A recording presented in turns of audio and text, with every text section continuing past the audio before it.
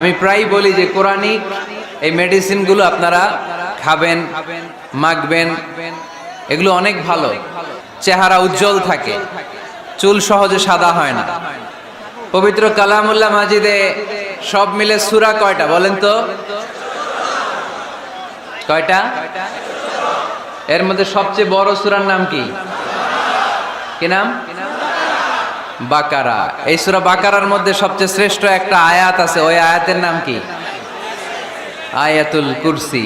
প্রত্যেক ফরজ সালাতের পরে আল্লাহ রাসূল সাল্লাল্লাহু আলাইহি ওয়াসাল্লাম আয়াতুল কুরসি পড়তেন। মান ক্বারা আয়াতাল কুরসি দুবুরা কুল্লি সালাতিন মাকতুবাতিন লাম ইয়ামনাহু মিন দুখুলিল জান্নাতি ইল্লাল মাউত। প্রত্যেক ফরজ সালাতের পরে যে ব্যক্তি আয়াতুল কুরসি পড়ে তার জান্নাতে যাওয়ার ক্ষেত্রে আর কোনো বাধা থাকে না, একটা জিনিস ছাড়া, সেটা হচ্ছে মরণ। লোকটা মরে না তাই জান্নাতে যায় না, মরলেই জান্নাতি। এটা পড়েন আপনারা? পড়েন না কারা কারা দেখি?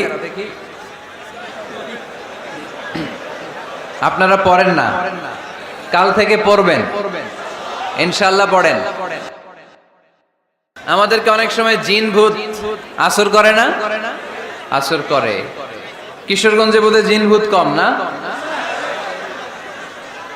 আছে? তো জিন ভূত যাদেরকে ডিস্টার্ব করে তারা বেশি বেশি আয়াতুল কুরসি পড়বেন।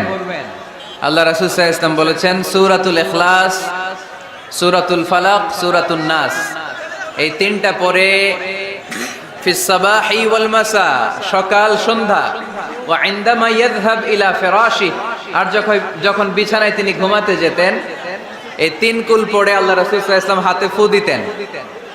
আর ওই ফু দেয়া হাতটা মাথা থেকে মুছতে মুছতে পা পর্যন্ত মুছতেন। It's a protection from your Lord.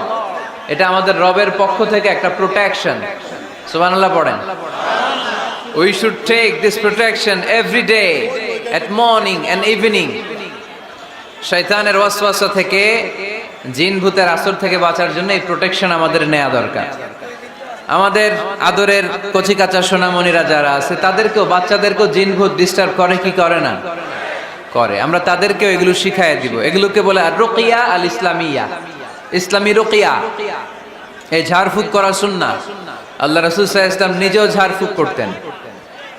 একবার সেজদারত অবস্থায় আল্লাহ রাসূল সাল্লাল্লাহু আলাইহি ওয়াসাল্লামের হাতে একটা বিচ্ছু পোকা কামড় দিল, তিনি খুব ব্যথা পেলেন। আম্মা জান আয়েশাকে বললেন লবণের পানি গরম দাও।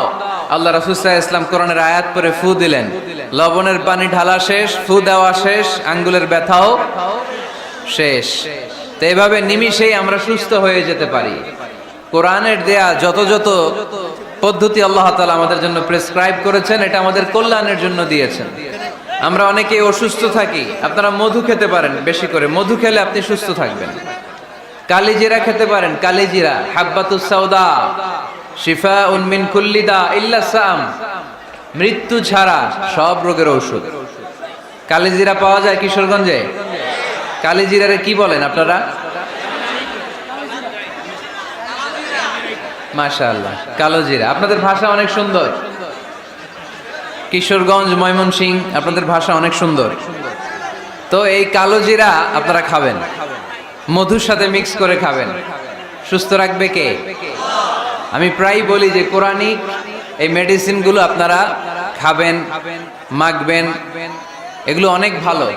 অলিভ অয়েলের কথা আমি প্রায় বলি। আল্লাহ রাসূল সাল্লাল্লাহু আলাইহি ওয়াসাল্লাম অলিভ অয়েল মাখতেন, জাইতুনের তেল দিয়ে দাড়িতে মাখতেন, চুলে মাখতেন, গায়ে মাখতেন। চামড়া সহজে কুঁচকে যায় না, চেহারা উজ্জ্বল থাকে, চুল সহজে সাদা হয় না। এজন্য বেশি বেশি অলিভ অয়েল